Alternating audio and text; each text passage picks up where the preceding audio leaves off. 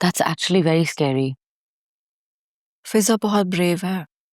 उसकी जगह मैं होती तो शायद मुझे तो हार्ट फेल ही हो जाता। तुम सही कह रही हो। अगर मैं भी उस जगह होती तो ऑन स्पॉट मुझे तो कुछ हो जाता। लेकिन इस सिचुएशन में ना एक बात तो माननी पड़ेगी। क्या? ये कि तुम्हारे कोलीग हैं बहुत अच्छे। I mean, आजकल कौन है जो इतनी हेल्प करता है? I think he has a crush on you. शाज़मीना, ऐसी कोई बात नहीं है। फराज साहब बहुत अच्छे इंसान हैं और हम 4 साल से एक साथ काम कर रहे हैं। उनकी प्रेजेंस में मैं खुद को कंफर्टेबल फील करती हूँ। उनकी जगह कोई और होता ना तो चांस देखते ही लाइन मारना शुरू कर देता। कुछ मर्द इसी तरह के होते हैं कि वो अपनी डिसेंसी से लड़कियों को इम्प्रेस करने की कोशिश करते हैं। May be that's his way of impressing women. नहीं नहीं, ऐसा बिल्कुल भी नहीं है। वो बहुत अच्छे इंसान हैं और मैं उनकी बहुत रिस्पेक्ट करती हूँ। ऐसा कुछ नहीं है। दिल की बात अपनी बता दो, मैं तुम्हारे शौहर को नहीं बताऊंगी। शाज़मीना, जब ऐसी कोई बात है ही नहीं तो मैं तुम्हें क्या बताऊं? ठीक है, तुम बताना नहीं चाह रही हो तो अलग बात है, वरना मुझे तो कुछ और ही लगता है। मुझे एक बात बताओ आलिया, तुमने वासे को बता दिया क्या? रिपोर्ट्स के बारे में? पहले अंकल की डेथ और उसके बाद फिजा की किडनैपिंग। मुझे मौका ही नहीं मिला बताने का। मौका नहीं मिला या तुम डर रही हो? शायद। आलिया, तुम एक एजुकेटेड और इंडिपेंडेंट लड़की हो, तुम्हें तो एटलीस्ट ऐसे नहीं सोचना चाहिए। वासे he deserves to know the truth, और ऐसी बातें छुपाई नहीं छुपती। जो बात छुपती है वो एक न एक दिन सामने आ ही जाती है।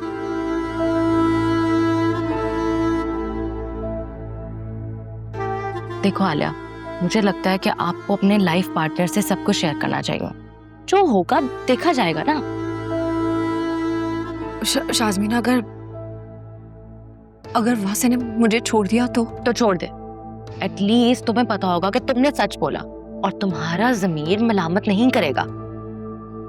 आलिया, बुरा ना मानना, लेकिन मैं समझती हूँ एक शादी का इम्पोर्टेंट पर्पस नस्ल बढ़ाना होता है, और ऐसी मैरिड लाइफ का कोई फायदा नहीं है जिसमें बच्चा ही ना हो। आई नो तुम्हें मेरी बातें बहुत बुरी लग रही होंगी, मैं तुम्हें डरा नहीं रही हूँ, मैं बस तुम्हें बुरे वक्त के लिए प्रिपेयर कर रही हूँ। तुम्हें वासे को as soon as possible सब कुछ बताना होगा। इतनी अहम और बड़ी बात अपने हस्बैंड से छुपाना किसी धोखे के बराबर होता है। अब शाज़मीना, मेरी हिम्मत नहीं हो रही है उन्हें ये बताने की।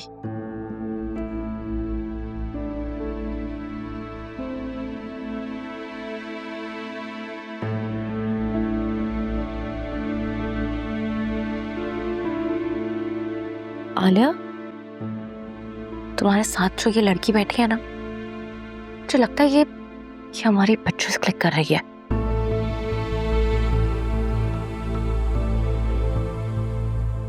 ये न्यूज़ रिपोर्टर्स ना पागल हो गए हैं। तुम्हें पता है, कल भी बाबा का पीछा करते करते मस्जिद तक चले गए थे और इन्होंने इतनी घटिया हरकत की है। हमारे इलाके की खवातीन को कहा है कि इनकी घर की खबरें हमें ला कर दो, हम तुम्हें पैसे देंगे। मतलब यार, हद होती है। ये लोग व्यूज और टीआरपी के लिए ना किसी भी हद तक गिर सकते हैं।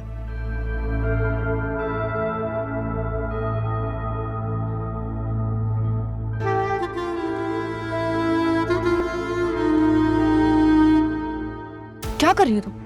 एक मिनट, क्या कर रही हो तुम? ये क्या तरीका है? ये आपने मेरा मोबाइल क्यों ले लिया? तुम पता है इस पूरे रेस्टोरेंट में कैमरास लगे हुए हैं, और जो तुम छुप छुप कर हमारी पिक्चर्स क्लिक कर रही हो ना, I am sure in cameras में सब कुछ रिकॉर्ड हुआ है। तुम्हें पता भी है मेरी एक कॉल तुम्हें इस घटिया जॉब से निकाल सकती है। लेकिन मैंने ऐसा कुछ नहीं किया है, आपको कोई मिसअंडरस्टैंडिंग हुई है जरूर। शाज़मीना, एटलीस्ट उसका फोन तो उसे वापस कर दो। आलिया, इन लोगों को जरा शर्म नहीं है, थोड़ा सा भी लिहाज नहीं है, हरास कर रहे हैं तुम लोगों को। तुम्हारे ऑफिस में मैं अभी लीगल नोटिस भिजवाऊं? प्लीज यास्मीना, उसका फोन उसे वापस करो और चलो यहाँ से, सब देख रहे हैं हमें। आले तुम खामोश होकर बैठो। तुम्हें पता भी है ये लोग किस तरह के होते हैं? तुम्हारे घर में इतनी परेशानी है और ये लोग उसकी न्यूज बनाकर सिर्फ पैसे कमाने की कोशिश कर रहे हैं। अगर तुम आज के बाद आलिया के घर पे नजर भी आई ना तो मुझसे बुरा कोई भी नहीं होगा, समझी?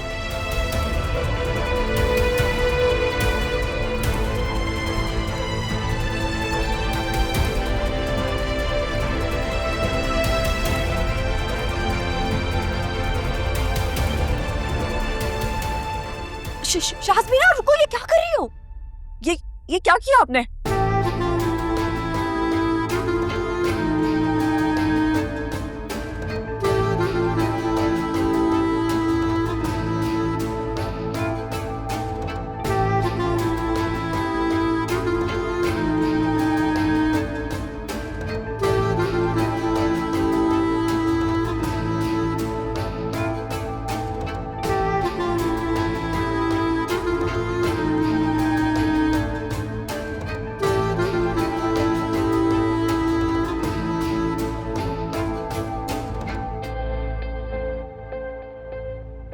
उस लड़की को तो मैं छोड़ूंगी नहीं।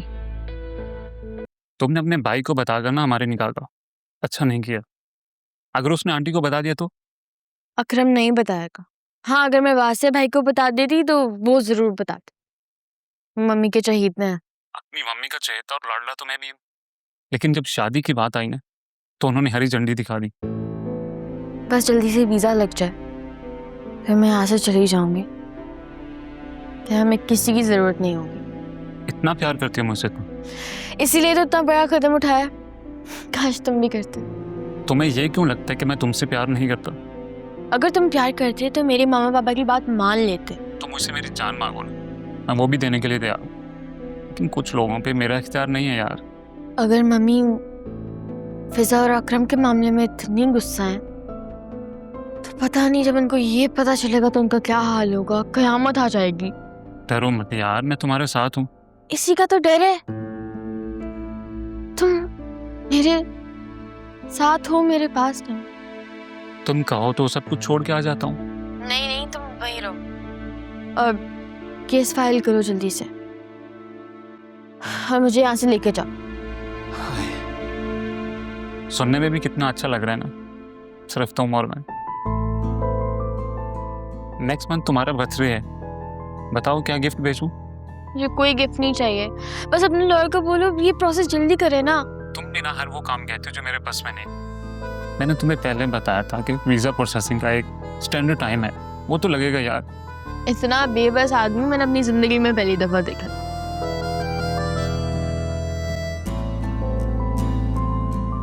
वो सीन देखने वाला था, सब उसी को देख रहे थे और मैं इतनी नर्वस हो गई थी कि अब होगा क्या। सीरियसली उस लड़की की शक्ल देखने वाली थी, ऐसा लग रहा था कि बस अभी ही रोना शुरू कर देगी। उसका तो फोन भी बर्बाद हो गया, लेकिन शाज़मीना को तो बिल्कुल तरस नहीं आया उस पर। तुम्हारी फ्रेंड तो काफी बोल्ड है, वरना इतना तो शायद मैं लड़का होकर भी ना करता। वैसे सारी गलती ना उस लड़की की है, ना वो ये हरकत करती है ना उसे सब कुछ फेस करना पड़ता। हाँ, ये तो आप ठीक कह रहे हैं।